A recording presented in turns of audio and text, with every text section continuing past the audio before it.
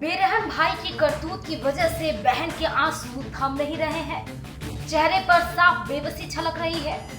दरअसल जिंदगी के अंतिम पड़ाव पर गुजर रही इस बुजुर्ग महिला को उसके ही भाई वकील ने कहीं का नहीं छोड़ा। भाई ने नगर पालिका से छज्जा गिराने की अनुमति ली और पुश्तैनी मकान ही ध्वस्त करा दिया। मानवीय संवेदना को झकझोर देने वाला ये मामला उत्तर प्रदेश के मुजफ्फरनगर सिटी के सिविल लाइंस इलाके का है। ये नजारा है मुजफ्फरनगर के थाना सिविल लाइन इलाके के इंदिरा कॉलोनी का। देखिए किस तरह मकान को तोड़ा जा रहा है। सड़क किनारे पड़ा मलबे का ढेर इस बात का गवाह है कि मकान को ध्वस्त किया गया है। अम्मा जी, आपका नाम? मेरा नाम कृष्णा शर्मा है। अच्छा अम्मा जी, आपके साथ क्या हुआ? घर पे क्या हुआ आपके? भाई मेरा सारा मकान तोड़ दिया। म्यूनिसिपल से ऑर्डर ला के कैसे उन्हें मिल गए। जब मैं बिजली लेने जाऊँ तो मुझे क्या कोर्ट से ऑर्डर आवेंगे। उन्हें मेरा मकान तोड़ने कैसे ऑर्डर में ना कोई सूचना ना कुछ। मैं ड्यूटी पर थी, मैं घर भी नहीं थी और मेरा मकान सारा तोड़ दिया। सामान जब टूट गया, ऊपर से सारा मकान तोड़ दिया, टूट गया। जब वो बाहर रखा है टूटता मकान था, आप उसमें कब से रह रही हैं और किस तरह से मामला बना है? मैं सन 90 से रह रही। मेरे भाई का मकान, भाई का क्या पिताजी का मकान था। इन्होंने जाए किसी तरह से सन 80 में कर लिया होगा अपने नाम अपने आप ही। अच्छा मेरे कोई साइन नहीं है उसमें जायदाद में पिताजी के। और जो है मकान वहाँ देवबंद में ससुराल है, वहाँ से जो है 30,000 रुपये 10 तोले सोना लाया था। फिर इसने जो है वहाँ पर का मकान का बिकवा दिया। 5वां हिस्सा दिया 20,000 में, कि मेरा हिस्सा तीसरा बैठा था। 20,000 में बेबी इसने रख लिए। अब ना मेरा जेवर दे रहा, ना मेरे पैसे दे रहा। मकान से भी तोड़वा दिया, ना रह देता। क्या करूं मैं अकेली औरत, क्या करूं। आरोप है कि वकील भाई वासुदेव शर्मा ने नगर पालिका से मकान का छज्जा गिराने की अनुमति ली और जिस मकान में 30 सालों से बहन कृष्णा रह रही थी उसे ध्वस्त करवा दिया।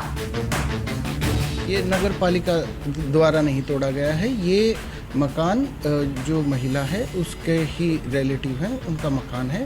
उसके द्वारा छज्जा तोड़ने की आड़ में मकान को तोड़ने की कोशिश की गई।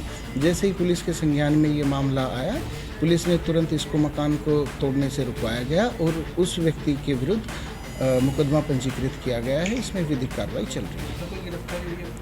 देखिए इसमें विधिक कार्रवाई चल रही है और विवेचना के आधार पर इसमें गिरफ्तारी सुनिश्चित की।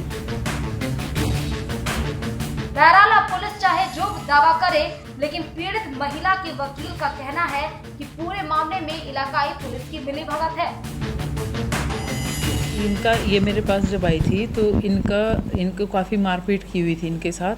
तो फिर हमने इनके केस डाले थे, एक तो मकान में रहने के लिए और दूसरा हमने कि इनके भाई ने जो इनका सारा रुपया और इनका जेवर रखा हुआ है, एक उसके लिए हमने डाला था। तो वो हमेशा, क्योंकि वो वकील है इनका भाई दूसरा जो करनाल में प्रैक्टिस करता है, तो उस दिन से ही वो इनके पीछे पड़ गए कि हम अब खाली करा के ही दिखाएंगे मकान को और हर हालत में कराएंगे। तो पहले इनके दामाद को फंसाने की धमकी दी, पुलिस को साथ में लिया और दामाद को धमकी दी कि हम एक दिन तो पूरा दिन उसे बिठाए रखा थाने में ही और फिर कहा कि अब हम तुम्हें जेल भेजेंगे या तो इसे खाली करा दे। पुलिस धमकी दे रही है। और ये उसके बाद फिर ये अब कल इन्हें ये कह के कि कोर्ट से ऑर्डर लिया या तो स्टे का और नहीं तो शाम तक मकान तोड़ेंगे। और पुलिस भी खुद ये धमकी दे रही है खड़ी होकर वहाँ। मैंने अधिकारियों से मैंने खुद भी बात की। मैंने कहा सर इस तरह से एसपी क्राइम को मैंने कहा सर इस तरह से हो गए। तो पुलिस ने जाके थानेदार ने उन्होंने कहा नहीं साहब हमने तो बिल्कुल हमने कुछ नहीं किया, वो तो खुद उसके भाई तोड़ रहे हैं। जब पुलिस को इस बात की पता चल गई कि हाँ वो तोड़ रहे हैं तो भी तो रोकना चाहिए था। जब कोर्ट में केस पेंडिंग है और हाई कोर्ट की डायरेक्ट इंस्ट्रक्शन है कि आप किसी भी मकान को या किसी भी प्राइवेट पार्टी में मुकदमेबाजी में आप पार्टी नहीं बनेंगे एडमिनिस्ट्रेशन, लेकिन कोई भी।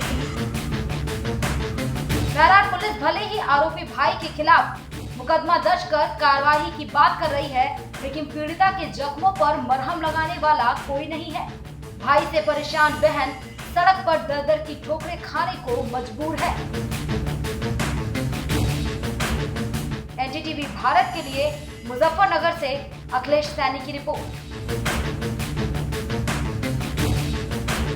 देश दुनिया की ताजा तरीन खबरों से रूबरू होने के लिए सब्सक्राइब कीजिए आपका अपना चैनल एनडीटीवी भारत।